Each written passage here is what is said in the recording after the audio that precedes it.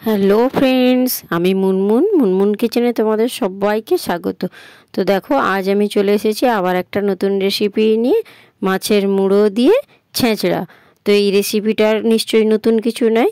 তো বাঙালির পাতে ছেঁচড়া রেসিপিটা অসাধারণ লাগবে। তো দেখো, সেই রেসিপিটাই তোমাদের সঙ্গে শেয়ার করছি। তার জন্য নিয়ে নিয়েছি 4টে আলু, বেগুন আর শিম আর 2টো ঝিঙে। তো এইটা দিয়েই আমি আজকে একটা ছেঁচড়া রেসিপি করব। তো তার জন্য দেখো, একটা কাতলা মাছের মুড়ো নিয়ে নিয়েছি। একটা কাতলা মাছের মুড়ো এবং তার সঙ্গে মাছের তেল ছিল, সেটাও নিয়ে নিয়েছি। তো তার জন্য দেখো যা যা মশলা নিয়েছি সেটা তোমাদের সাথে শেয়ার করছি। পেঁয়াজ, আদা আর সরষা আর পোস্ত আর টমেটো, এই দিয়েই আজকের আমি রেসিপিটা করব। তো দেখো, সমস্ত সবজিগুলোকে একসঙ্গে কেটে ধুয়ে আমি একটা পাত্রের মধ্যে রেখে দিয়েছি। এবারে দেখো, যে মশলাটা আমি তোমাদেরকে দেখিয়েছিলাম আদা, পোস্ত আর সর্ষে, তার একটা পেস্ট বানিয়ে নিয়েছি মিক্সিতে করে। তোমরা চাইলে শিলনোড়াতেও বেটে নিতে পারো। তো তারপরে দেখো, গ্যাসের উপর একটা কড়া বসিয়ে দিয়ে তাতে তেল দিয়ে দিয়েছি। তো তেলটা একটু গরম হওয়া পর্যন্ত আমি অপেক্ষা করছি। এবার যে মাছের মুড়োটা আমি দেবো বলে বলেছিলাম, সেই মুড়োটা আমি একটু আগে প্রথমে তেলে ভালো করে ভেজে নিচ্ছি। তারপরে যে মাছের তেলটা ছিল সেই তেলটাও দিয়ে দিচ্ছি। এবার মুড়োটা আর মাছের তেলটা ভালো করে একটু নেড়ে চেড়ে লাল লাল করে ভেজে নিতে হবে, উল্টে পাল্টে। তো মুড়োটা যত ভালো ভাজা হবে তত দেখবে রেসিপিটা আরও সুন্দর হবে। দেখো, মোটামুটি মুড়োটা আমার উল্টে পাল্টে ভালো করে ভাজা হয়ে গিয়েছে। বেশ একটু লাল লাল করে মুচমুচে করে ভেজে নিতে হবে। এবার এটাকে আমি তুলে একটা পাত্রের মধ্যে রেখে দিচ্ছি। তারপরে দেখো, ভাজার পর কড়াতে যথেষ্ট পরিমাণ তেল রয়েছে। ওই মাছের তেলেই আমি আজকে ছেঁচড়া রেসিপিটা করব। তার মধ্যে আবার দিয়ে দিলাম সামান্য রিফাইন তেল। তারপরে দিয়ে দিলাম 5 ফোড়ন, 1 চামচ ফোড়ন। তো ফোড়নটা একটু ভাজা ভাজা করে নেব, তাহলে একটা ফোড়নের মিষ্টি সুবাস গন্ধ আসে। তারপরে দিয়ে দিচ্ছি 2টো শুকনো লঙ্কা। এবার শুকনো লঙ্কা আর ফোড়নটাকে একটু ভালো করে লাল লাল করে ভেজে নিতে হবে। এবারে দেখো, কিছু পেঁয়াজ আমি কুচিয়ে রেখেছিলাম, যেটা তোমাদেরকে আমি দেখিয়েছিলাম। সেই কোচানো পেঁয়াজগুলো তেলের মধ্যে দিয়ে দিলাম। এবার নেড়ে চেড়ে আমি পেঁয়াজগুলোকে ভালো করে ভেজে নিচ্ছি। পেঁয়াজগুলো ভাজা হওয়া পর্যন্ত একটু অপেক্ষা করব।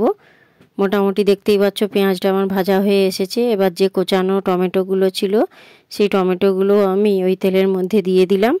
এবার ভালো করে নেড়ে চেড়ে এটাকে, টমেটোটাকে আর পেঁয়াজটাকে একটু ভাজা ভাজা করে নিতে হবে। তারপর কালার হওয়ার জন্য এর মধ্যে দিয়ে দেব 2 চামচ হলুদ গুঁড়ো। তো তেলের মধ্যে হলুদ দিলেই দেখবে একটা সুন্দর কালার আসে, যেটা ছেঁচড়ার কালারটা একদম অসাধারণ হবে। তার জন্যই আমি তেলের মধ্যে দিয়ে দিলাম হলুদ গুঁড়ো। তো হলুদ গুঁড়োটাকে দিয়ে ভালো করে একটু কষিয়ে নিচ্ছি। এবার পেঁয়াজ, টমেটো আর লঙ্কাগুলোকে ভালো করে একটু ভেজে নিতে হবে।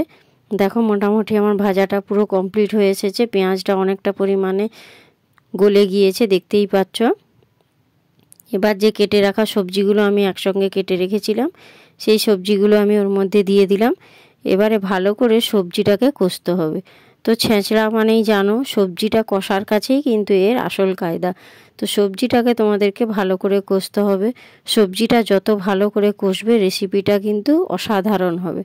তো বিয়ে বাড়িতে ছেঁচড়া কেন এত সুন্দর হয় না, ওরা ভালো করে তেলের মধ্যে মশলাটা দিয়ে সবজিগুলোকে ভালো করে কষে। তো আমাদেরকেও এইভাবেই সবজিগুলোকে ভালো করে কষতে হবে। তো যত দেখবে সবজিগুলো ভাজা ভাজা হবে, রেসিপিটা তত সুন্দর হবে। দেখো, ভাজতে ভাজতে সবজিটা অনেকটা পরিমাণ কমে এসেছে। এবার এর মধ্যে আমি অ্যাড করব স্বাদ মতো লবণ। 1 চামচ লবণ আমি এর মধ্যে অ্যাড করলাম। প্রথমে আমি লবণটা এই কারণে দেইনি, না লবণটা দিয়ে দিলে সবজিগুলো ভালো ভাজা হবে না। তো সবজির ভেতর থেকে অনেক জল বেরিয়ে আসবে, তাহলে দেখবে কড়ার গায়ে লেগে যাবে এবং সবজিগুলো ভালো ভাজাও হবে না এবং রেসিপিটাও খুব একটা ভালো হবে না। তো এবারে দেখো, নুনটা দেওয়ার পর ভালো করে একটু নেড়ে চেড়ে ভেজে নিয়েছি। সবজিটা অনেকটা পরিমাণ কমে এসেছে। এবারে আদা, সরষা আর পোস্ত বাটাটা যেটা রেখেছিলাম সেটা ওর মধ্যে দিয়ে দিলাম এবং 1 চামচ দিয়ে দিলাম গুঁড়ো লঙ্কা।